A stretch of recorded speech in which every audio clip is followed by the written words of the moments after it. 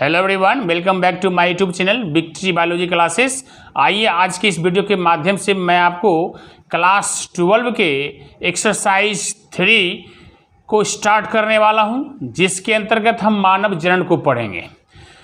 वैसे इसके पहले आप लोगों ने पेड़ पौधों के जनन के बारे में पढ़ा था, क्योंकि इस यूनिट का नाम ही है जनन है। पहले हमने निम्न स्तरीय पौधों में, फिर उच्च स्तरीय पौधों में, है ना, 1 और 2 अध्याय में मैंने पढ़ा, और आज तीसरा अध्याय स्टार्ट होने वाला है जो उच्च स्तरीय जंतुओं में अर्थात मानव में पढ़ेंगे।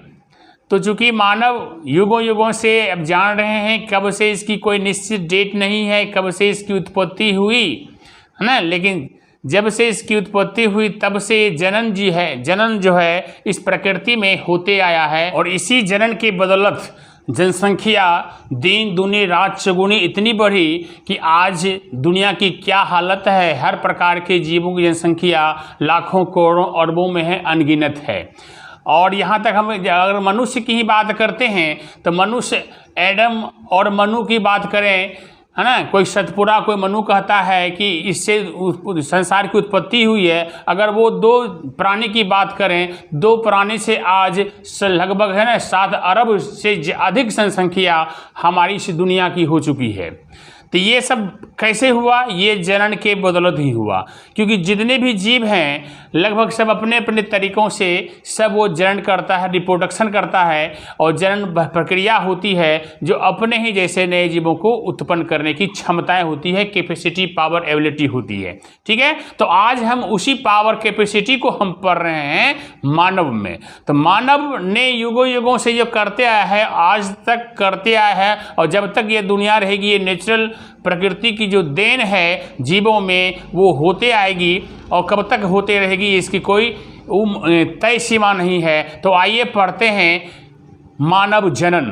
तो मानव जनन के अंतर्गत हम क्या क्या पढ़ने वाले हैं, वो सारे चर्चाएं आज इस वीडियो के माध्यम से मैं आपको बताऊंगा, और आपके निश्चित रूप से आपकी कन्फ्यूजन जो होगी वो स्पष्ट रूप से दूर हो जाएगी। चाहे आप कहीं भी क्लास किए हो तो आपको अंतर निश्चित ही आपको लगेगा, चाहे किसी भी यूट्यूबर से पढ़े हो, या ऑफलाइन क्लास में हो, या ऑनलाइन क्लास में पढ़े हो। तो आइए देखते हैं, स्टार्ट करते हैं मानव जनन। मानव जनन जिसको कहते हैं ह्यूमन रिप्रोडक्शन। सबसे पहले मानव होता क्या है, मानव क्या है, कौन है मानव? तो सबसे पहले कैसे प्राणी है, तो याद रखिएगा मानव जो है एक लिंगी प्राणी होता है। क्या होता है?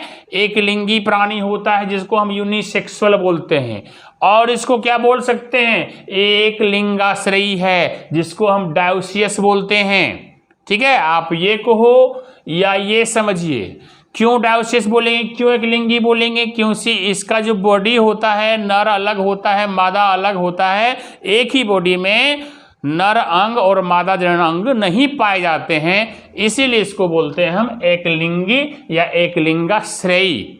ठीक है, तो ये क्वेश्चन बन सकता है, प्रत्येक वर्ड में एक क्वेश्चन, ऑब्जेक्टिव क्वेश्चन है। मैं सिर्फ वही मेन पॉइंट को मैं दर्शाया हूँ, आप इसको समझते जाओ ठीक से। ठीक है, उसके बाद और क्या है? ये स्तनधारी है, ममेलिया के अंतर्गत ये आता है। ये क्लास है ममेलिया जंतु का, उसके अंतर्गत ये आता है। मीन्स मनुष्य क्या है, मानव क्या है? एक स्तनधारी प्राणी है। अब स्तनधारी कहने से बहुत सारे बच्चों को ये कन्फ्यूजन होती है, जिसमें स्तनों का विकास होता है, जिसमें स्तन पाया जाता है, या जो अपने बच्चों को दूध पिला सकती हैं, उसी को बोलते हैं स्तनधारी। ये गलत बात है, ये कन्फ्यूजन, है ना, रख के मत पढ़िए। स्तनधारी हम उन सबको बोलते हैं जो अपने बच्चों को दूध पिलाए या नहीं पिलाए, बस स्तन का विकास उसमें थोड़ा हो या ज़्यादा हो, बस स्तन उसमें पाए जाते हैं, वो स्तनधारी प्राणी होंगे। ठीक है, चलिए, जैसे मनुष्य के तो मानव जो है, पुरुष भी स्तनधारी आता है और स्त्री भी स्तनधारी होता है, क्योंकि स्त्रियों में स्तनों का विकास, डेवलपमेंट होता है ना, परिपक्व होता है, उसमें विकसित होता है। पुरुषों में ये नहीं होता है, लेकिन है दोनों में, इसलिए पुरुष को भी हम क्या बोलेंगे? स्तनधारी। उसी प्रकार से बैल में भी है, देखिए स्तनों का विकास नहीं होता है लेकिन स्तन छोटा सा रहता जरूर है।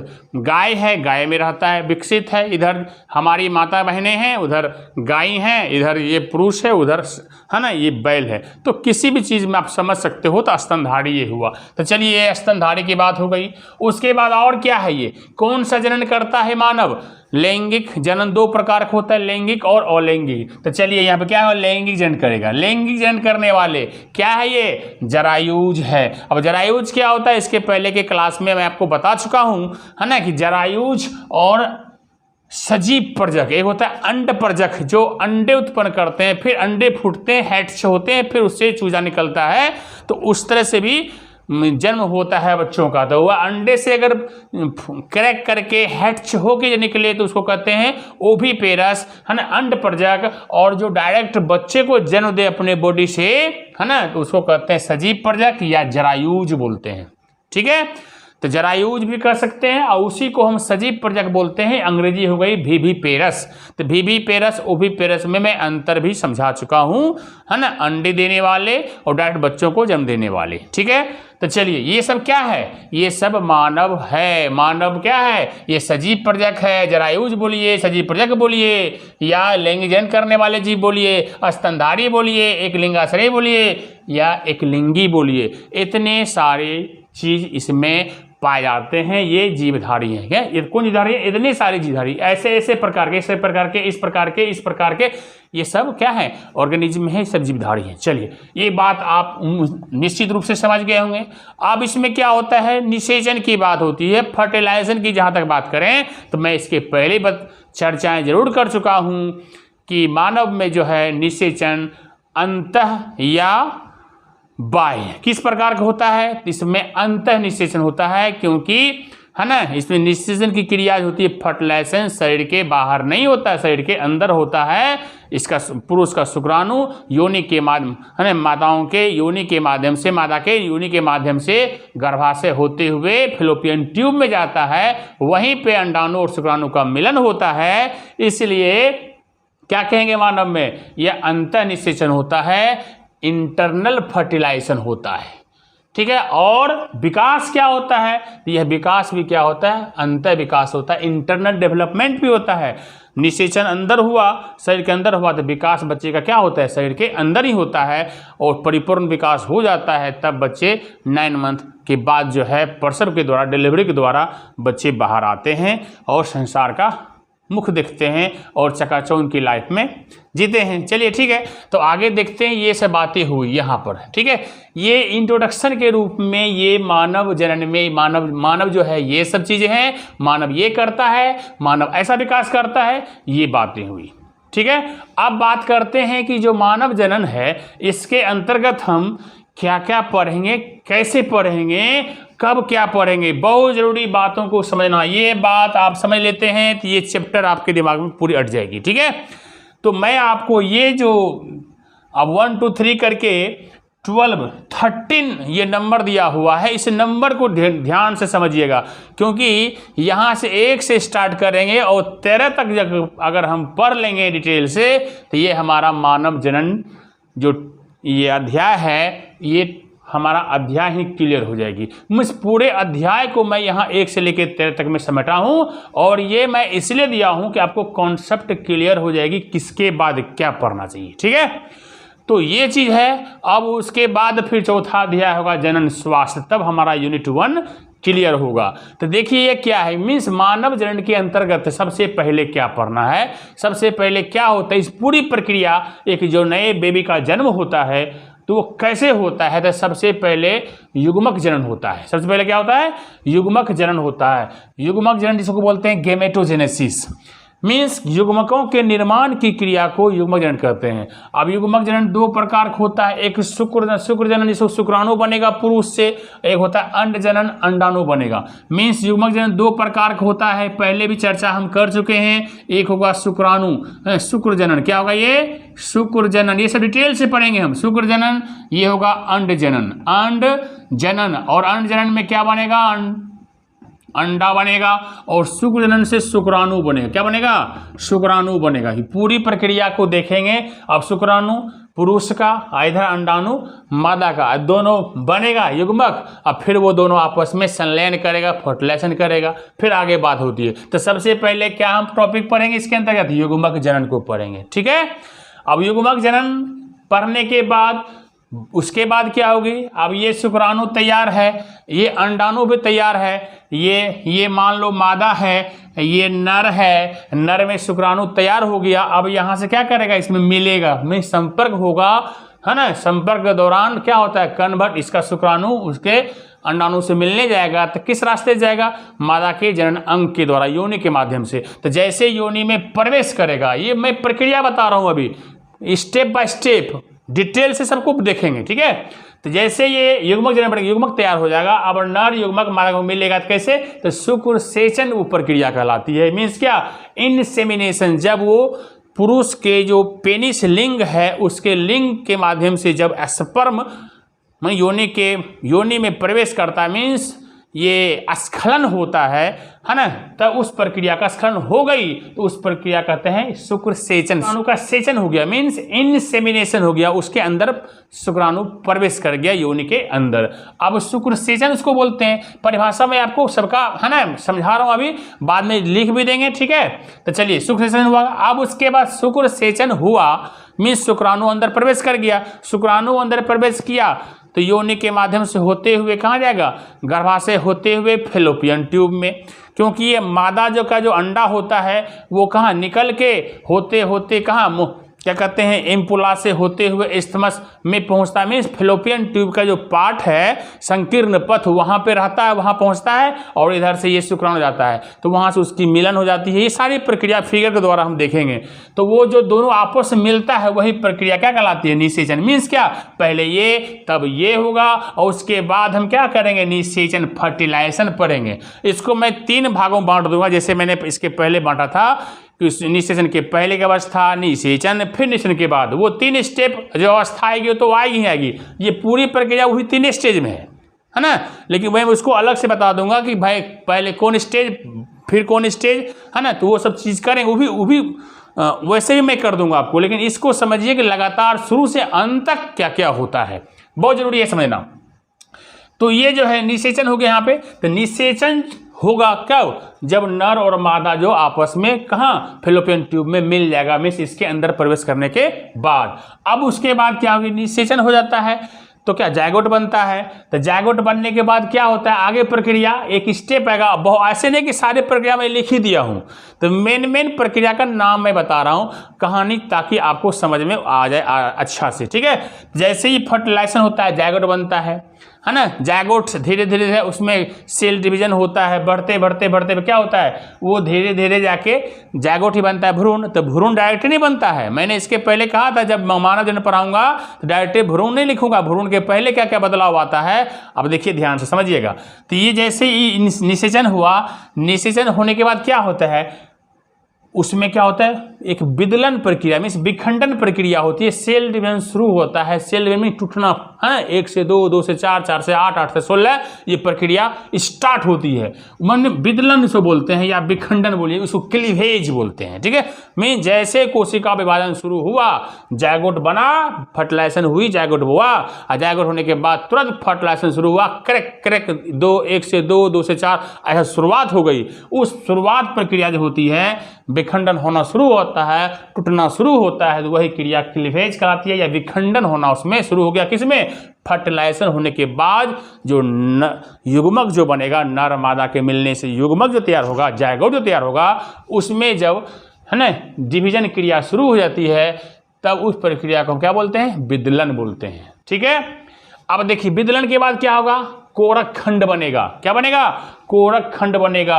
कोरक खंड को हम ब्लास्टोमियर्स बोलते हैं। अब ब्लास्टोमियर्स क्या होता है समझिएगा। जैसे यहाँ विखंडन शुरू हुआ तो पहले 2, फिर 4, फिर 8, फिर 16, 32, 64, 128, 256 ऐसे करके जो बढ़ते जाती है, वह टूटने की प्रक्रिया जो है ना 2 से 4, 4 से 8 जो हो रही है, संख्या बढ़ रही है, क्रैक हो रहा है, वह कहलाता है ब्लास्टोमियर्स। कोरक खंड खंड खंड में बट रहा है।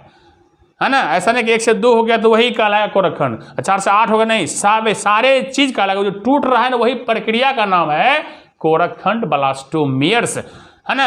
ये बच्चे से काफी कंफ्यूजन रहता है। बच्चों क्यों रहेगा भाई, टीचरों को भी रहता है, तो बच्चे कैसे नहीं रहेंगे, वहां पढ़ने वाले बच्चों को कैसे नहीं रहेगा, रहना है, रहेगा ही रहेगा। तो ये मंथन करने की बात है, ध्यान से पकड़िए, समझिए।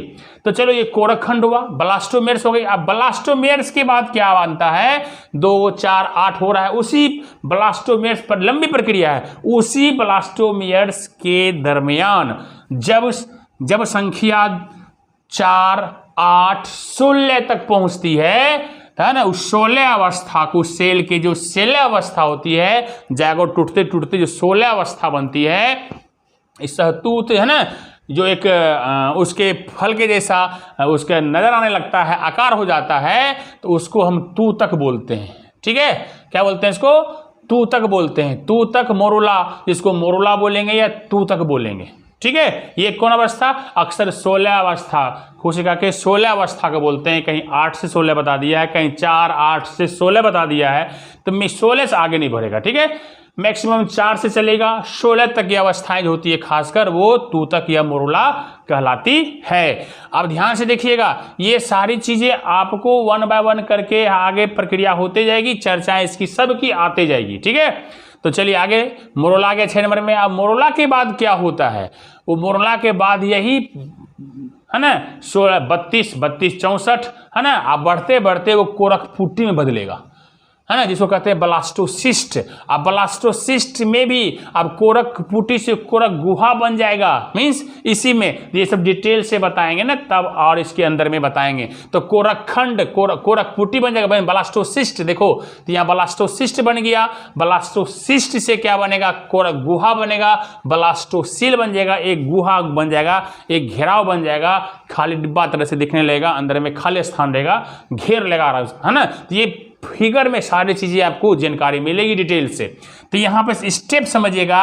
इसके बाद ये स्थान आता है, डेवलप कर रहा है, मतलब बढ़ रहा है, 16 हुआ, 16 से 32 हुआ, 64 हुआ, तो समझिए ये अवस्था है। फिर ये अवस्था है कि बढ़ रही है, डिवीजन अभी हो रहा है। ठीक है, तो कोरक गुहा ब्लास्टोसिस्ट से ब्लास्टोसील बन जाएगा, है ना। ब्लास्टोसील से आगे जब बढ़ते बढ़ते बढ़ते बढ़ते जाएगा, तो क्या ये प्रेगनेंसी के 1, 2, 3, 4, 5, 6 दिन तक हो गया। यहाँ पे ये डिटेल से जब पढ़ेंगे तो काउंटिंग भी दिन का भी करेंगे ध्यान से।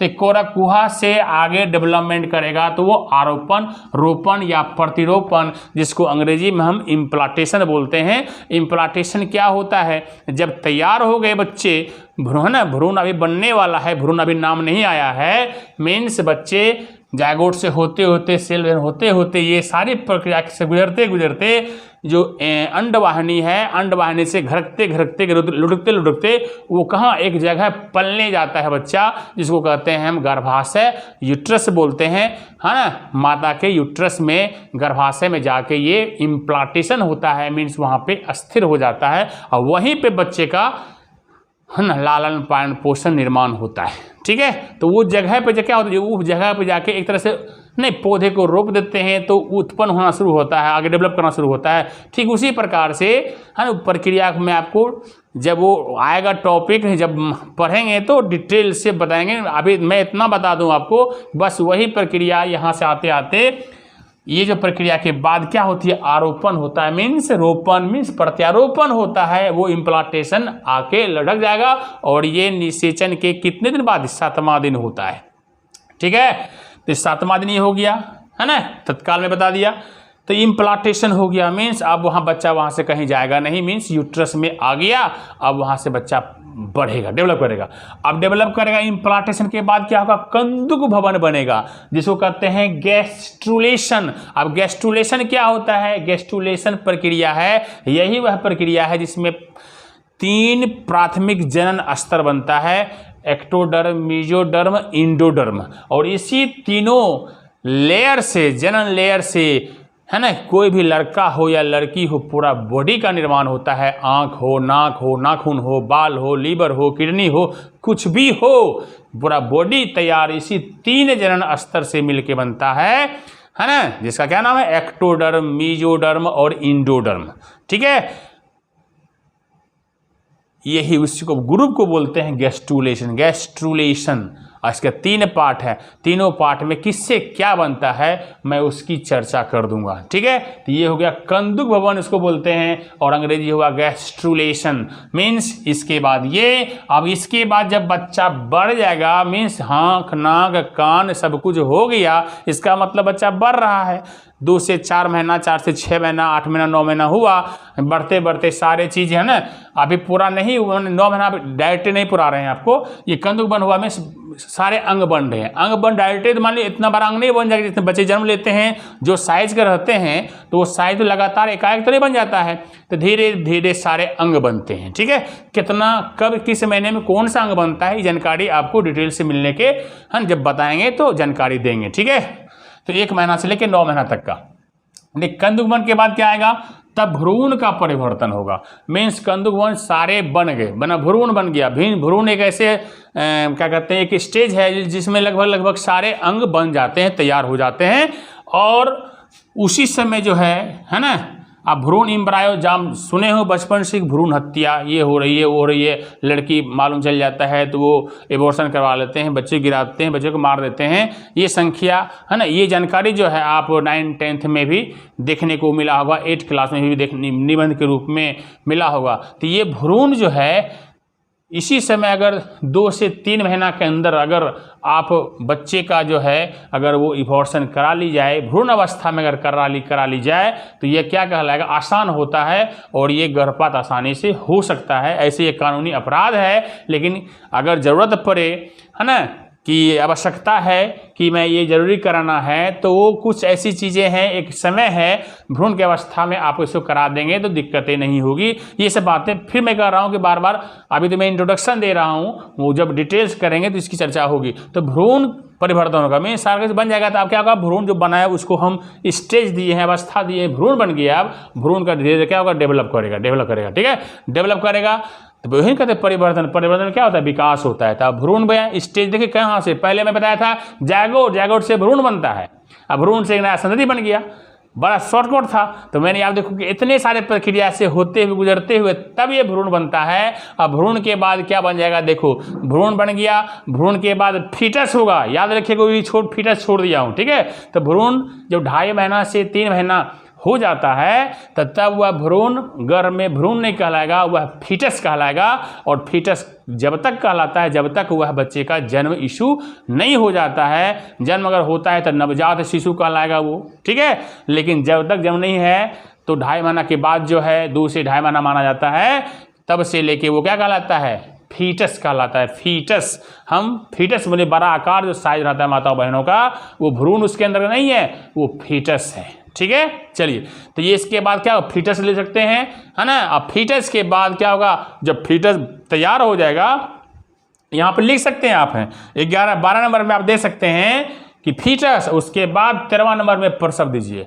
तो फीटस कहलाएगा 9 महीना तैयार हो गया बच्चा, तब तक फीटस है। तो फीटस होने के बाद बच्चे जब तैयार हो गए, अब इशू होने के लिए तैयार है, परिपक्व हो गया, तब जो है नेचुरल तरीके से हो, नॉर्मल डिलीवरी हो या ऑपरेशन के द्वारा हो, उस बच्चे का क्या होता है, प्रसव होता है, डिलीवरी होता है। और जब डिलीवरी होगा उसके बाद क्या होगी, उसके बाद आपको बच्चे का दूध तो पिएगा ना, बच्चे दूध पिएंगे, तो वही इसके बाद टॉपिक आएगा लैक्टेशन, दुग्ध सर्वन। ठीक है, और दूध सर्वन में मैं आपको बताऊंगा कि कैसा दूध पीना चाहिए, कैसा दूध होता है उस वक्त जब बच्चे जन्म लेते हैं, उस समय का गाढ़ा पीला जो दूध होता है कितना बेनिफिशियल होता है ना, वो होगा। और दूध कैसे बनता है ना, वो सारी प्रक्रिया को फिगर के द्वारा हम पढ़ेंगे। तो ये आपने क्या देखा कि मानव जनन पढ़ेंगे, मानव जनन में ये मानव है क्या क्या, उसने वह चीज़ को देखा। और इसके अंतर्गत हम शुरू से लेके यहाँ तक, देखिए यहाँ तक पहुँचने में हमें कई दिन लगेंगे, लेकिन मैं एक ऐसी कॉन्सेप्ट दिया ताकि आपको इसके बाद ये, इसके बाद इसके बाद ये, इसके बाद ये सारी प्रक्रिया आपके माइंड में बैठे। ठीक है, अब मैं इंट्रोडक्शन अभी और होगी, अब मैं क्या बता रहा हूँ ये, इसको आप स्क्रीनशॉट ले लीजिए, लिख लीजिए। अब मैं कि बाह्य लैंगिक अंग जो लक्षण देखते हैं कि दूर से ही पहचान लेते हैं कि ये नर है, ये मादा है, ये स्त्री है, ये पुरुष है, उस आधार पर उसका हम आपको अंतर बताता हूँ, है ना, कि किसमें नर की लक्षण क्या हैं, मादा के लक्षण क्या हैं। और ये ऐसे लक्षण हैं जो हम बाहर से देखते हैं बहुत चीज़ों को तो हम समझ जाते हैं ये स्त्री है, ये पुरुष है, लेकिन फिर भी कुछ चीज़ें हैं जो बच्चे को एक्सप्लेन करने में नहीं बनता है, तो मैं आपको हिंट कर देता हूं, है ना, उस सारी बातों को आप उससे भी देख लेंगे। ठीक है, तो चलिए इसका स्क्रीनशॉट ले, फिर मैं उसको बताता हूं। अब आगे देखते हैं नर मादा में जो बाह्य लक्षण के आधार पर जो अंतर होता है उस अंतर को मैं यहाँ पे क्लियर कर रहा हूँ। तो पहला देखते हैं कि बाह्य लक्षण में से ज़्यादातर देखते हैं कि बाहर से एक नर है और ये मादा है, तो इसीलिए इसको कहते हैं द्विरूपता भी कहते हैं कि मानव में द्विरूपता पाया जाता है। ठीक है, सेक्सुअल, है ना, डायमॉर्फिज्म पाया जाता है, क्योंकि बाहर से दूर से देख के ही पहचान लेते हैं कि ये नर है और ये मादा है। अगर ऐसा लक्षण किसी में दिखाई पड़ता है तो उसको बोलिएगा लैंगिक द्विरूपता।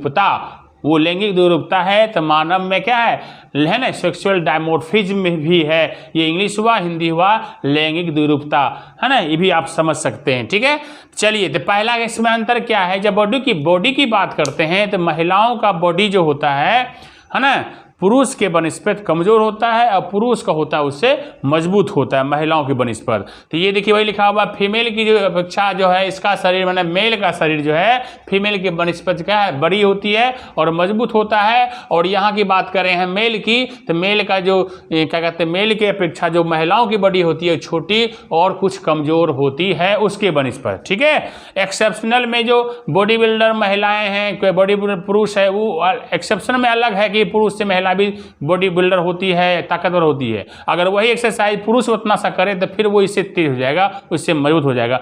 तो मैं जनरली जो अंतर होती है मैं उसकी बात कर रहा हूँ। ठीक है, तो दूसरा नंबर है त्वचा की बात करते हैं। तो पुरुष का त्वचा जो होता है थोड़ा सा ये मोटा होता है ना, इसकी चमड़ी होती है मोटी होती है और साथ में वो बाल युक्त होता है। उसके बॉडी में जो है, पूरे बॉडी में, छाती चेस्ट में हर जगह बाल पाए जाते हैं। महिलाओं में क्या होता है, इसकी त्वचा इसमें भी होती है लेकिन ये त्वचा पतली होती है और कम बाल होते हैं, बाल बॉडी पे नहीं बराबर होते हैं, कम बाल युक्त है ना बाल होते हैं। ठीक है, महिलाओं क्या होते हैं, बाल कम होते हैं। अब आगे बात करते हैं तीसरा, अब दाढ़ी मूंछ की बात करते हैं। तो पुरुषों में क्या होता है, यौवनारंभ जैसे आता है तो उसमें दाढ़ियां आती हैं, मूछें आती हैं, चेस्ट है ना, चेस्ट में भी दाढ़ियां उग आती है, पूरा बॉडी यहाँ पे है ना, चेस्ट आ जाती है ना। उसके बाद क्या कहते हैं, बगल जो आर्मपिट होता है, इसको काफी आप लोग बोलते हो, वो आर्मपिट होता है, उसमें भी बाल पाए जाते हैं। अब इधर की बातें करिए महिलाओं में, तो महिलाओं में मूछें जो होती है नहीं होती हैं, क्या कहते हैं, ये जो दाढ़ी होती है दाढ़ियाँ नहीं होती हैं,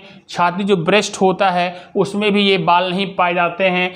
ठीक है, ये बाल नहीं पाए जाते हैं। अपवाद में कुछ महिलाओं में देखा जाता है कि मूछें भी होती है, दाढ़ियाँ होती है, वो एक्सेप्शनल चीज़ें को रहने दीजिए, वो अलग मैटर है, कुछ अलग प्रॉब्लम है, समस्या है, हार्मोन प्रॉब्लम है वो। ठीक है, तो उसकी बात जब चर्चाएं होती है 12th क्लास में ही, तो उसकी चर्चा क्यों होती है उसी चर्चा में आगे अध्याय में करता हूँ, तो आप लोग इसको देख लोगे, समझ लोगे। तो चलिए, तो ये सब तो नहीं होता है, लेकिन जैसे यौवनारंभ इसमें महिला क्या कहते हैं फीमेल में आता है, तो दो जगह केस, एक तो है कि योनि के ऊपर जो है लेबिया मेजोरा, लेबिया माइनोरा में है, वहाँ पे बाल उग जाते हैं यौवनारंभ होने के बाद उग जाते हैं, और साथ में आर्मपिट जो बगल है, कांख है, वहाँ भी कुछ बालें उग जाती हैं महिलाओं में भी। ठीक है, ये पुरुषों में और महिलाओं में ये दो चीज़ कॉमन है जो कि बाल वहाँ पे पाए जाते हैं, थोड़ा कम हो या अधिक हो। ठीक है, लेकिन होगा। चलिए आगे, उसके बाद है चौथा जो अंतर है, वक्ष स्थल की बात करते हैं, मीन चेस्ट की बात करते हैं, तो पुरुष का कम विकसित होता है, क्योंकि बच्चों को तो दूध इसको पिलाना होता नहीं है, तो इसके लिए इसके वक्ष स्थल जो होते हैं पुरुष के, मेल के, ये कम विकसित होते हैं। और इनको, इस माता बहनों को क्या होता है, अपने बच्चों को दूध पिलाना होता है, इसलिए गॉड ने इनके जो वक्ष स्थल होते हैं, ब्रेस्ट जो होते हैं, इनका विकसित करके दिया गया है। ठीक है, विकसित होता है और ये विकसित करके रखा गया, ठीक है, ये इनका विकसित होता है। ओके, तो आगे फिर अगला अंतर देखते हैं। पांचवा अंतर क्या है, कंधे की बात करते हैं तो कंधे पुरुष के क्या होते हैं, चौड़े और मजबूत होते हैं, और इसके बनस्पत जो महिलाओं के कंधे होते हैं संकीर्ण होते हैं, मीन्स कंजेस्टेड टाइप के होते हैं। उसके बाद आवाज़ की जहाँ तक बात करें हम, पुरुषों का आवाज़ जो मेल का जो आवाज़ होता है वो भारी भरकम होता है, उसका स्वर स्तर जो होता है अधिक होता है, जिसको स्वर स्तर को हम पिच बोलते हैं, वो पुरुष का दमदार आवाज़ होता है, और उसके बनस्पत महिलाओं का जो स्वर स्तर होता है वो कम होता है, सुरीली आवाज़ ज़्यादा महिलाओं की होती है। ठीक है, आगे करते हैं यहाँ पर हम, इसमें ऊर्जा की आवश्यकता कितनी होती है, पुरुषों को प्रतिदिन जो है 1600 किलो कैलोरी ऊर्जा की आवश्यकता होती है, और उसके बनस्पत एक समान महिला और समान पुरुष की बात हो रही है। ठीक है, स्पेशली बात मैं नहीं कर रहा हूँ। तो अब इसमें महिलाओं में क्या होगा, एक नॉर्मल महिलाएं होगी 1520 किलो कैलोरी ऊर्जा प्रतिदिन चाहिए, लेकिन पुरुष को 1600 चाहिए। ठीक है, क्योंकि बॉडी में भी अंतर होता है, इसलिए ऊर्जा थोड़ा अधिक चाहिए। अब वजन की जहां बात करते हैं तो पुरुषों की जो वजन होता है एक स्त्रियों के अपेक्षा क्या होती है, ज़्यादा होती है, और यहाँ पे अब वजन अगर हम क्या करते हैं स्त्री की बात करते हैं तो पुरुषों से कम होता है, इसका उल्टा कर लीजिए आप। अब उसके बाद व्यवहार की बात करते हैं, स्वभाव की बात करते हैं। फिर मैं बता रहा हूं कि एक्सेप्शनल को छोड़ के जनरली जो होती है वो अधिक गुस्सैल उत्तेजक कौन होता है, ये पुरुष होता है, एग्रेसिव माइंड का होता है, ये भी अंतर देखा जाता है। यही सब अंतर जो है जनरली बच्चे अंतर पूछने के बाद ये नहीं बोल पाता है, इसलिए इस चीज़ को ध्यान दीजिए कि पुरुष जो होता है, मेल जो होता है वो एग्रेसिव होता है, किसी बात पे ज़्यादा गुस्सा, ज़्यादा उत्तेजित हो जाता है, ज़्यादा एक्साइटमेंट हो जाता है, इसको हम एग्रेसिव है ना बिहेव के नाम से हम कह सकते हैं, है ना, उत्तेजक हो जाता है। ठीक है, और महिलाएं जो होती है ये ऐसी व्यवहार जो है वो कम उत्तेजक होती है, वो नर्म माइंड की होती है, प्राय मिल्ड टाइप का। तो मिल्ड का नाम आप सुने होंगे, जब कोरोना काल अभी चल रहा था तो काफ़ी सेकेंड फेज में काफ़ी परेशानियां हुई थी, तो मिल्ड है तो ये मिल्ड मीन्स क्या, नर्म है, ज़्यादा परेशान करने वाले नहीं है, है ना। चलिए, बहुत सारे नाम उसमें आया था, तो एक वर्ड आया था मिल्ड मीन्स नर्म, मीन्स ज़्यादा खतरनाक जो नहीं होता है। चलिए आगे बात करते हैं। 10वां नंबर और लास्ट है, जब कंठ की बात करते हैं लैरिंग्स की। यहाँ पे लैरिंग्स है, ये पुरुषों में क्या देखेंगे 17-18 साल जैसे जैसे युवा पीढ़ी आता है, बचपन में लड़का है लड़की है दोनों का आवाज़ें एक जैसी लगती है, क्योंकि वो कंठ जो है जिसको हम टेटुआ बोलते हैं, टेटुआ दाब देंगे, जैसे टेटुआ बोला जाता है, जिसको एडम एप्पल बोलते हैं, जो कंठ यहाँ निकला हुआ है इसको एडम एप्पल बोलते हैं। और यहीं पे ये पुरुषों को ही होता है, मीन्स मेल में ही होता है, जब कंठ फूटता है तो आवाज़ उसकी क्या होती है, जो साइज जो पहले था उसकी बढ़ जाती है, इसके कारण से आवाज़ है ना मोटा दमदार होता है। और महिलाओं में ये चीज़ नहीं पाई जाती है, जिसके कारण से उसकी आवाज़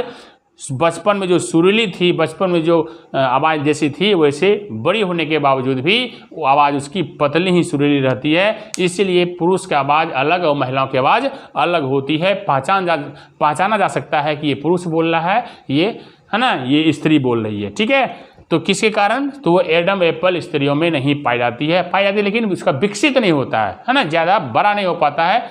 इसलिए एक सवाल भी है कि महिलाओं की जो आवाज़ सुरीली क्यों होती है पुरुषों के बनस्पत लड़कों के बनस्पत लड़कियों की आवाज़, या पुरुषों के बनस्पत स्त्रियों की आवाज़ जो है सुरीली क्यों होती है, यही अंतर लिखना है। क्योंकि महिलाओं में है ना एडम एप्पल कम विकसित होता है, जिसके कारण से उसकी आवाज़ बचपन में भी जो साइज रहती है एडम एप्पल का वही बड़ी होने के बावजूद वैसी ही आवाज़ हो जाती है, इसलिए उसकी आवाज़ सुरीली होती है। तो ये आप आज क्या देखें, इंट्रोडक्शन की मानव जन के रूप में इंट्रोडक्शन ये मैं दिया कि बाहर दिखने के बाद नर मादा है तो क्या क्या अंतर है, उसके बाद जनन होता है तो कहाँ से स्टार्ट होता है कहाँ अंत हो जाता है, पूरी प्रक्रिया हो जाती है। अब नेक्स्ट वीडियो में मैं आपको दूसरे वीडियो जब 1 by 1 2 3 4 5 करते करते सब वीडियो डालते रहूँगा।